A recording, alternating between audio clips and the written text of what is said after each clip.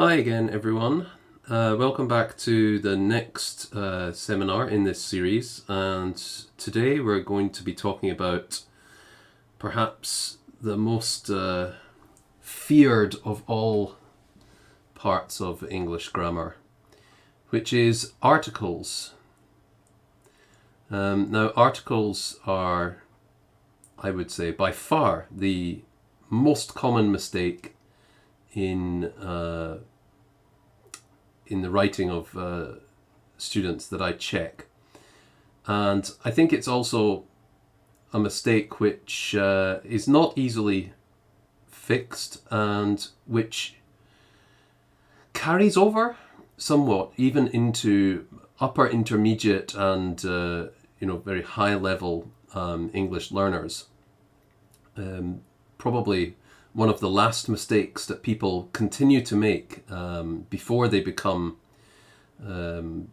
close to a native speaker, I would say, is that they still make article errors, which is, I think, quite interesting because native speakers actually make a lot of grammatical mistakes, sometimes due to perhaps over casual usage where they're not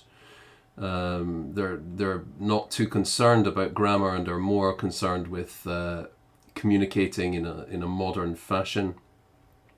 Sometimes due to a lack of knowledge, sometimes due to a lack of education. There are lots of grammar mistakes that native speakers make, but articles are one that we almost never make. And I think if you're born and raised speaking English, articles are just something that you come to understand. And apart from a few basic rules, we don't really particularly study how to use articles in school. It's more of a kind of sense, I think, that we get it from listening and reading. And we gain this understanding of what is correct and what is not correct, and we copy and we mimic from our parents, from our families and friends, and television and books and so on. So it's a very interesting part of grammar, and I think one of the good points about learning articles is that there are reasonably good rules for using articles. And as you probably know, English is very, very bad in terms of grammar rules. Whenever you learn a new grammatical rule, you will often find lots and lots of exceptions. This exception and this exception, and this one doesn't follow the rule, and this one sometimes follows the rule, and so on. But I would say 95% of article use follows rules. So that's, something positive to take away from this. So it is something that you can learn, and it's something that you can teach to others with confidence, because I think that teaching it is actually not too hard. We have the rules, and we can go through the rules one by one and say, we use this in this situation, we use this in this situation. What's more difficult is using them when speaking, and the process of the brain catching up to those different rules. One of the main problems is that there are a lot of rules. It's good that they have rules, but there are a lot of rules. So it's very difficult for us to process that when speaking. To think about, the following noun begins with a consonant sound, and therefore I'm going to, that's too much thinking while speaking. We can't do that. Writing is a different matter, of course, because we can take our time and try to follow the rules. So I think it's definitely achievable to become skillful at using articles from a student's point of view. From a teacher's point of view, it's probably easier to teach than to actually use when speaking, so that's good. We're also going to look today at the one part of article usage which doesn't follow the rules. And there is one significant usage where we kind of break the rules of what we have established. So we'll get to that a little bit later. All right, so in that case, let's get started with our article seminar today.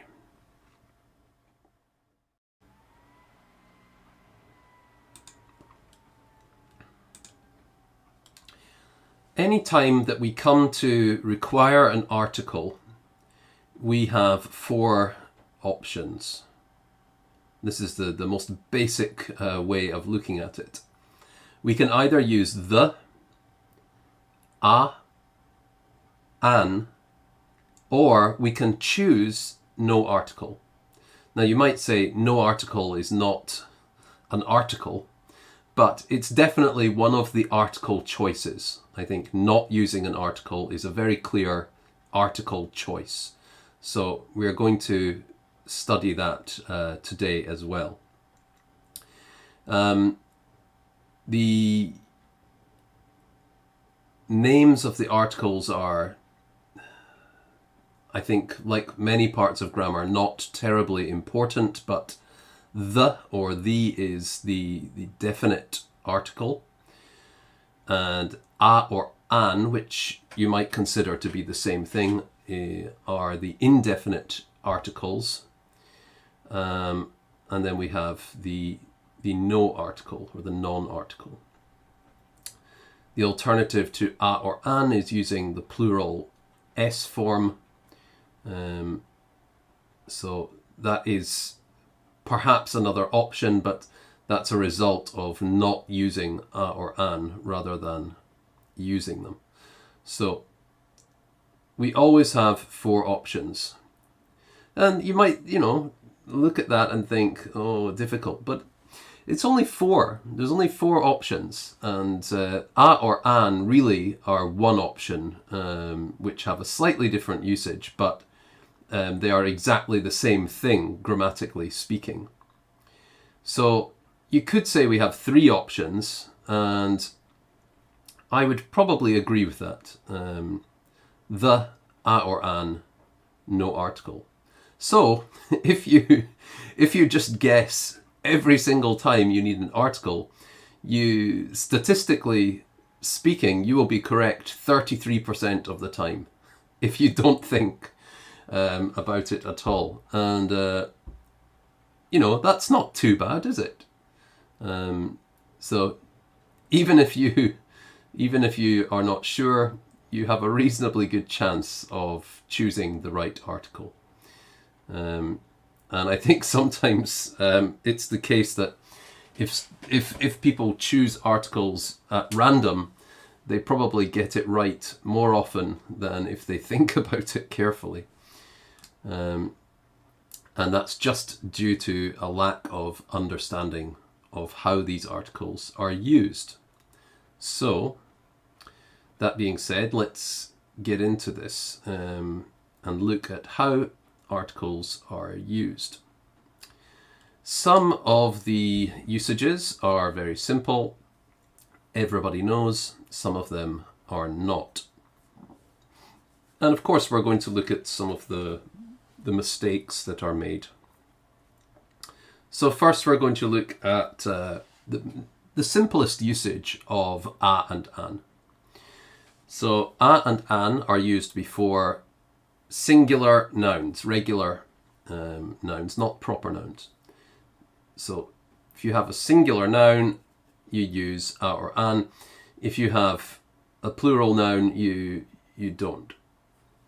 So for example, I have a cat. I saw an antelope. Now, why do we use a and an differently here? I'm sure you know the answer, but I'm going to look at that a little bit later too, because it is slightly different than you might perhaps imagine. Anyway, singular nouns, regular nouns, cat, antelope, we use a or an. With plural nouns, we cannot use a or an, and that's what I talked about earlier with the plural s, which is not really an article choice, but it's what we use for plural nouns, and it means we do not need an article. So I have a cats is of course incorrect. I saw an antelopes is incorrect. Also with uncountable nouns like water, we cannot use a. So we do get into some problems with uncountable nouns sometimes. I have a water. Doesn't make sense. I have water. But there are times when we do use a with an uncountable noun. To be honest, I don't really want to teach that because it is confusing and it's not really correct. But I will just mention it here that sometimes for things like ordering in a cafe or a restaurant, people have a shared idea of what a water, a tea, a coffee, a beer represents. So you might say, I'll have a beer, please. Now, beer is uncountable. We need to count it using glasses, cups, bottles, etc. But often we just skip that counter and use a instead, because both we as the customer and the restaurant as the server understand what is represented by a beer, or a coffee. So it is possible that sometimes people use a with uncountable nouns, but as I said, it's really only in that specific situation of ordering in restaurants and cafes, so I really don't want to go into it in too much detail. This next usage of a and an is why we choose which one in which situation. I find that a lot of students learn this as A, E, I, O, U. The first letter of the noun is A, E, I, O, U. That means an, and for all the other consonants, if the noun starts with B, C, D, F, G, H, and so on, it's a. However, this is not true. Many people teach this, but it's not true. It's not about the letter, the first letter of the noun, it's the sound. It's whether it's a vowel sound or a consonant sound. So, generally speaking, we can rely on the first letter, but not always.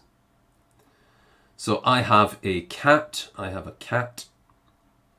Cat begins with C, which is a consonant, therefore a. I have an antelope. Antelope begins with a vowel sound, therefore it's an. But let's look at two more situations. It will take an hour to arrive there.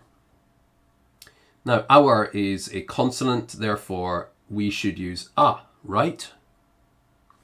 Wrong. Hour starts with the sound a, which is a vowel sound. Hour, hour.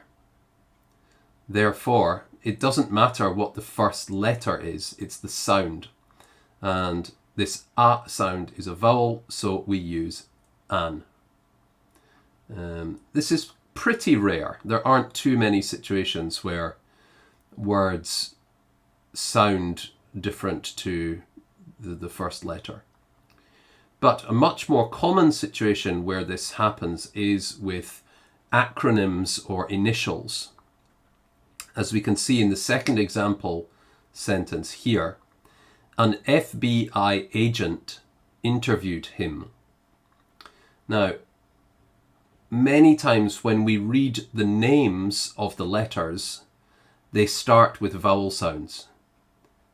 Almost all, not all, but a lot, let's say, start with vowel sounds. So F starts with E, which is a vowel sound. So it doesn't matter that the letter of the acronym is F, the sound is E. Therefore, with a lot of acronyms, we use an rather than a. But, just be sure, just say the sound of the first letter out loud. F, E, F, E, F. And then you will be able to understand that it's a vowel sound and not a consonant sound. But, most of the time, it's not really a problem. And, this is not outside the rules. These two examples are still inside the rules. It's a vowel sound or a consonant sound that decides an or a. So there's no difference in these two examples, but they are a little bit more unusual.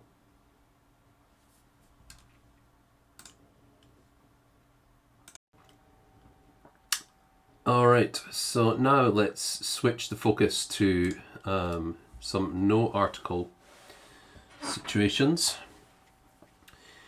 As I mentioned before, no article is used with regular plural nouns. I have 2 cats, no article. I have a 2 cats is incorrect. So that's fairly simple, and it follows reasonably strict rules. The only time when we do use an article with plural nouns is when we use the to talk about specific plural nouns. For example, the 2 cats that I have are black. But that's a the usage. So we're not going to talk about that here. And we don't use an article with possessive nouns. And this is a pretty common mistake, I would say. So when we use a possessive form, we do not use a or an or the. So his cat is black is correct. His cat is black is incorrect. His a cat is black is also incorrect. So those are 2 reasonably straightforward rules. The next one is probably one of the most difficult to naturally understand. And I would say it's the one which I see the most mistakes. And that is the use of no article with general concepts, with general things which are not specific. So global warming will affect our future. Global warming is a general concept or idea, and it does not require an article. The global warming will affect our future is incorrect. A global warming will affect our future is incorrect. So it can be difficult to try and understand what is a general concept, what is a general noun, what is a general idea. And I think this really just takes practice, and certainly reading and listening will help you to understand more cleanly how to differentiate between a general concept and a specific concept. School children are full of energy. These school children are not specific. It's talking about all school children as a general concept. It's not talking about any group or anything like that. Simply the idea of school children. Dogs are popular family pets. Dogs are a general concept here. Even though it's plural, we're talking about all dogs. Now you can say the dogs, as we discussed before, but that would be talking about a specific group, and we need to establish that noun previously in the writing before you can use the. So I think this is a very important thing to be able to teach, a very difficult thing to teach, because it requires quite a deep understanding of what is and what isn't a general concept. Next, let's move on to the for a little bit. We're going to come back to the other ones as well later, but we need to look at the basic idea of the. The is used to refer to various things, but the first thing we're going to look at is specific or particular things. And in comparison to the previous examples of no article, the school children are full of energy. Now, as I said before, this refers to a specific group of school children, and they must have been established in a previous sentence, whether speaking or writing, so that the reader or the listener knows which group you are referring to. This is not all the school children in the world. This is one group of school children that the other person understands. Again, the dog is black. Which dog? We have to know which dog is being talked about. Otherwise, we cannot say the. The can also be used before plural nouns, as we have mentioned before. The dogs are black is fine. Now, we can use the to describe specific things when it hasn't been introduced, but in that case you need a qualifying statement after the plus noun. So in this sentence you can see the university I attended was in Tokyo. Now, I attended explains which university you are referring to, so you don't need to have previously established this subject, as you would in most cases, because we know exactly which university you are talking about. It's the one that you attended. So we can use the without previously established subjects by using a qualifying phrase like I attended.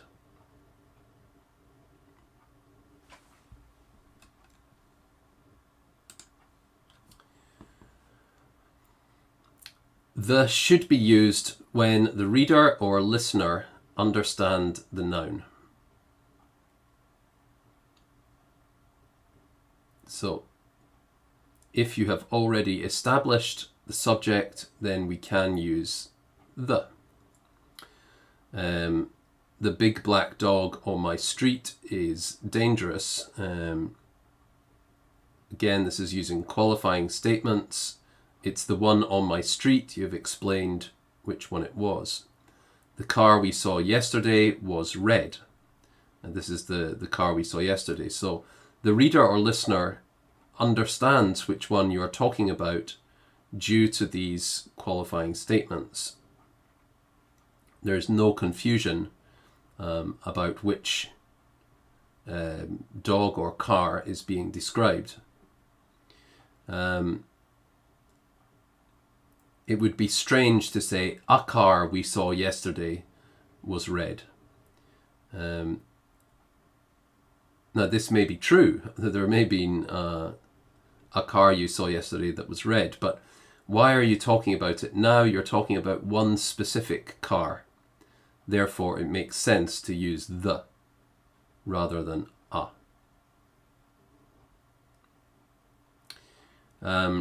Again, in the first sentence, is it possible that there are many big black dogs on your street?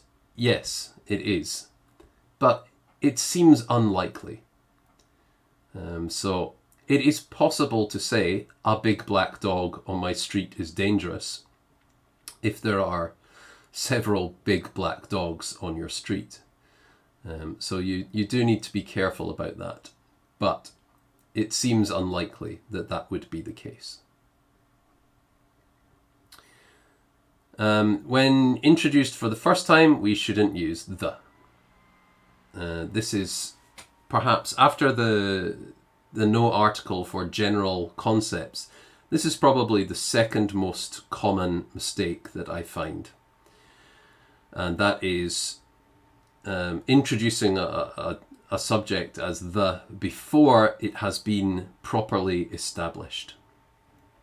We should use a or an generally the first time, or sometimes the plural s, to establish the whether it's a subject or the object. And then after that, we can use the to refer back to it. But we can't introduce it as the. So I saw a dog yesterday. Okay. The dog was black. Perfect. I saw the dog yesterday is very confusing. Unless both people who are involved in this conversation already know, or there is some specific dog which you always talk about. And if there is that level of understanding between speaker and listener, reader and writer, then we should use a.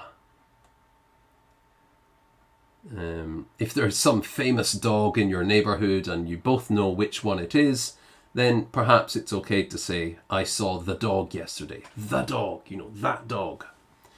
But again, it's probably more likely to use that in that case.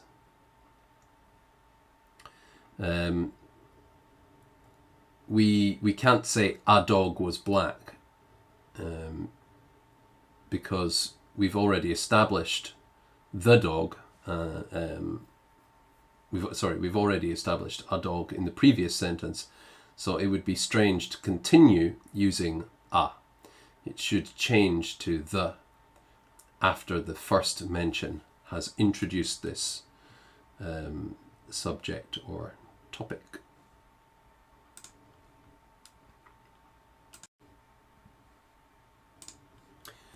Next, we have the being used to refer to established places. Now, this is what I was talking about at the start, where it's perhaps not following the rules exactly. And I would say this is really the only time that we don't follow the rules. And that is because in many situations, logically, you would imagine that you should say a or an. And in fact, native speakers more often say the. There doesn't seem to be a good reason for this, but I I can think of several reasons why this is the case, and I will try to explain them to you. Let's look at the examples here. I'm going to the bank. It should be I'm going. I'm going to the bank. Now, in this situation, if we imagine that it's a husband and wife at home, let's imagine. The husband is going to the bank. There may be a bank nearby their house. That is the bank that he always goes to. Therefore, he says the bank because the wife understands which bank he is going to. That makes sense according to the rules. So that seems okay, right? I'm going to the bank.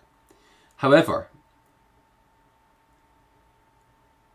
I could also say to somebody who doesn't know which bank I use, I'm going to the bank. So let's imagine I'm at work, it's lunchtime, I say to my boss, I'm going to the bank. He doesn't know which bank I use, but for some reason, it doesn't matter. We don't say I'm going to a bank. We always say I'm going to the bank. So, this doesn't follow the established rules. Now, why? I can think of a few reasons why this happened. The first and simplest reason is probably that it doesn't matter. All banks are essentially the same. They have the same purpose. We do the same actions there. It doesn't matter if I go to bank X or bank Y. When I say I'm going to the bank, it's the process of what I will do there which is important. And this is quite unusual in terms of article usage. So I'm going to the bank would be used in almost every situation where you visit a bank. If you said I'm going to a bank, it sounds deliberately obscure. It sounds like you don't want to say which one you're going to for some reason. So although a would be grammatically correct in this situation, it actually sounds strange. It doesn't sound just normal. It actually sounds wrong, even though it's right. So this is quite confusing. I went to the park with my daughter. Which park? We don't know. Again, it doesn't seem to matter. Parks are parks. If you go there with your daughter, we can understand. We have a shared understanding of what that involves, what is going to happen there. So again, it doesn't seem to matter that it's wrong. And this is what people say generally. I would say a park is more common than a bank, but I'm not sure why. I think really the park means the one that I normally go to. And even if the other person doesn't know which one that is, it doesn't really matter. There are many post offices in my town. There are many post offices in my town. Okay, there are many post offices in my town. We don't use any article here because it's plural. But let's try a slightly different sentence. There is a post office near my house. We use a to describe that. We can't say there is the post office because there are many post offices. So in this sentence, near my house, it's just one post office, and we should use a. I go to the post office all the time. Now, if this was the next sentence, that would refer to that post office near my house. But I could also say to somebody, I'm going to the post office, and mean a totally different post office. Again, it's the same. The post offices are all the same. So if I said, I'm going to a post office, it would sound strange, like I didn't want to say exactly where I was going, and I was trying to be confusing, or I was trying to hide it or keep it secret from somebody. And I went to the movie theatre last week. Again, what happens at a movie theatre doesn't really matter which one you go to. It's the same process. Now, like I said, I think a lot of this is due to the action being the same at each location. But I also think that this kind of usage also came about from probably small town usage, where I think that a lot of small towns perhaps only have one post office, one bank, one park, one movie theatre. Therefore, in a lot of places, it perhaps was never necessary to identify the actual one you were going to. And that usage may have spread from small towns to bigger cities over, hundreds of years. So that could be another reason why. But basically, for places which you would imagine the reader or listener understands, we tend to use the. And this is not following the rules, so this can be slightly tricky.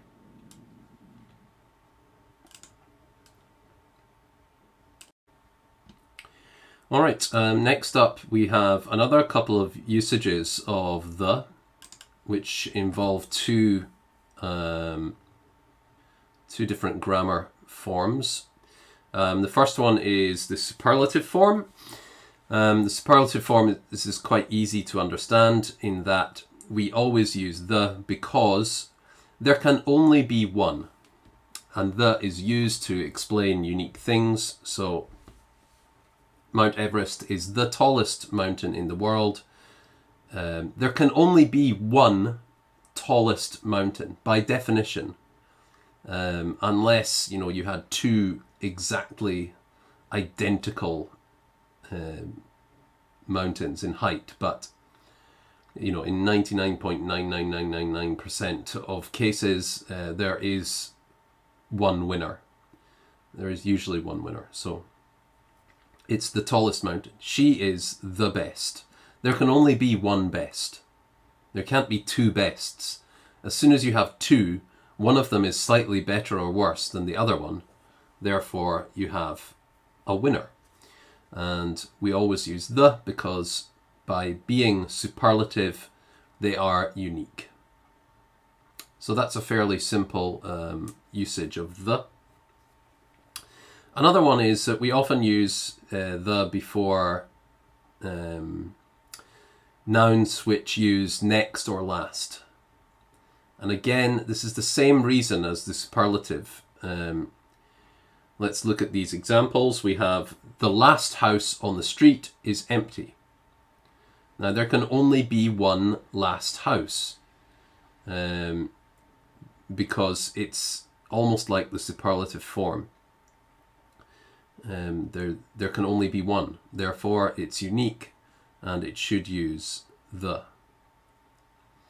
The next day, I felt sick. Again, there can only be one next day. There can't be more than one.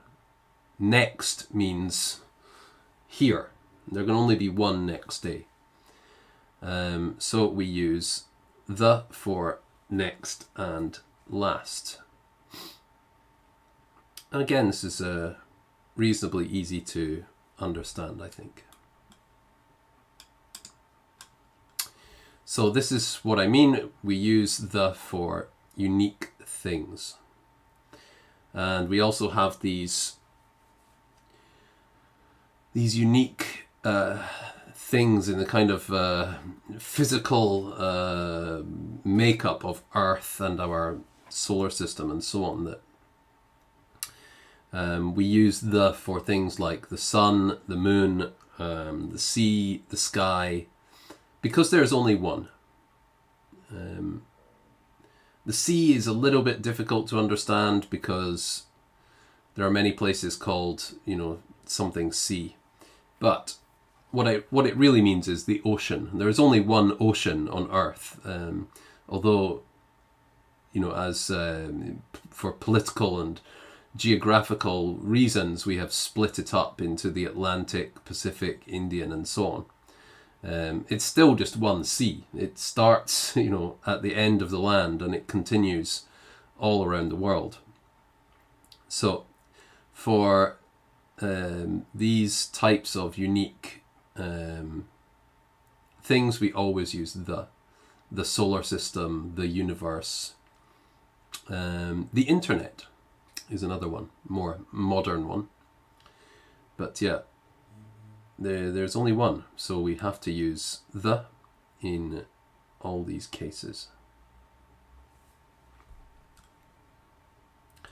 Now, going back to no article, again here, this is probably, I would say, the third biggest mistake after the previous two I mentioned.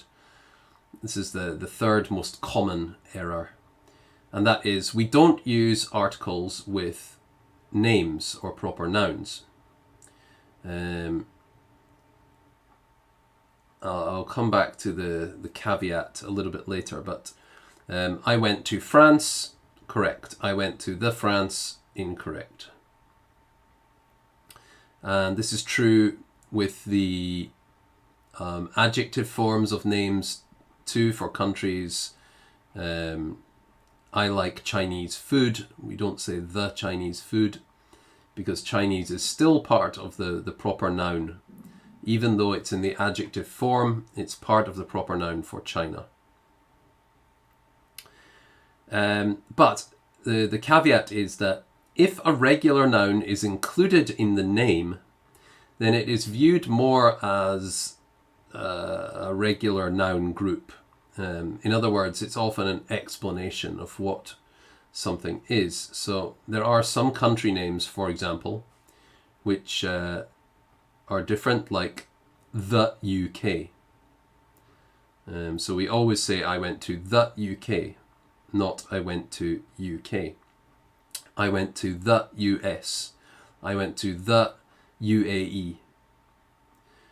And the reason here, again, I think is reasonably easy to understand, in that France is a proper name. Japan is a proper name. UK means the United Kingdom. Kingdom is a regular noun. The United States. States is a regular noun. The United Arab Emirates. Emirates is a regular noun. So these are not essentially names. These are explanations of what this country is. I went to Britain. No problem. Britain is a proper name. But UK is not. So we have to be a little bit careful about considering, is there a regular noun included? If not, we use no article. There are one or two other reasons for using the. Another one is what we call archipelagos. Archipelagos are countries which are named after groups of islands, and they are always written in the plural form because the name refers to the entire group, like the Maldives, the Philippines, the Seychelles. So these some of these countries also use the, because their names are slightly different from a normal proper noun.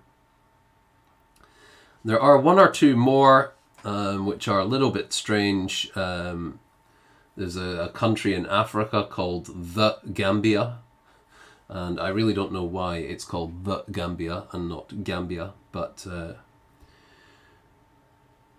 most of the time we don't use the for country names.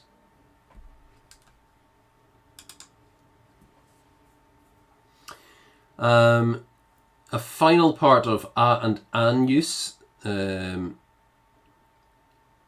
is a little bit confusing, but again it does follow a rule, and that is using a and an before what we call determiners, like a little, a lot, and so on. So I saw a few cars on my street. I had only a little money left. So before these determiners, we generally use a. There are cases where we don't, but the nuance is quite different. So I saw few cars has a negative nuance. It means not many. I saw a few cars has a positive nuance. It means some. And the same is true with little. So a few, a little sounds positive. It's not a big problem. But when we remove the article, few and little sounds negative, sounds like it is a problem. Many is also a determiner, and for some reason with many, the article goes after many, not before it. So we get this slightly strange sentence, many an employee was late on Thursday. However, I think this is not very important because it's much more common just to say many employees were late on Thursday. So many an employee is a slightly old-fashioned phrase, and I don't think you need to worry about its usage too much. Finally, some slightly unusual generalizations. It seems counterintuitive, but we can use both a dog and dogs to talk about animals in general. A dog is a good family pet. That means the animal that is called a dog. So it refers to all dogs. And so does dogs. So this can be a little bit confusing. You know, a tiger is a big cat. That means that's describing all tigers. Tigers are big cats. Both are correct. Both mean the same thing. A little bit strange. Deserts are tough environments. This is referring to all deserts in the world. But we can also use the to generalize too. So the desert is a tough environment. Again, this refers to all deserts, which is a little bit strange, but once you understand it, it should be okay. And again, with environments, he lives in the mountains. He lives in the jungle. We are not talking about a specific area or group of mountains or jungle, but that is the environment, that is the habitat in which this person lives. It doesn't matter if it's in South America or in Russia.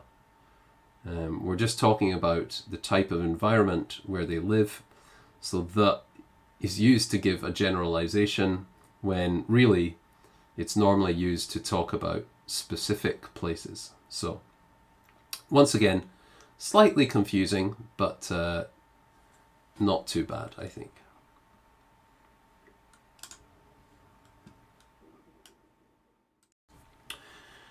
All right, so I think that basically covers most of the major issues that I encounter with article usage, and hopefully by reviewing this video you will be able to improve your skills a little bit and also be able to explain slightly more naturally how to use articles to other people, which is the, perhaps what you're aiming to do in the future. I think that articles are something that will improve naturally as your English improves, but unlike some other parts of grammar that really need to be learned and remembered from a textbook, preferably in your native language, I think articles can be picked up in a more natural way, in the same way, a similar way to how we learn our first language. And I think what's most important to that end is to read and listen. Reading and listening will help you improve much faster than any amount of textbook study, I think, in the case of articles. All right, well, thank you very much, everyone, for joining me today. I hope you enjoyed this presentation, and good luck with your future endeavors. See you again. Bye for now.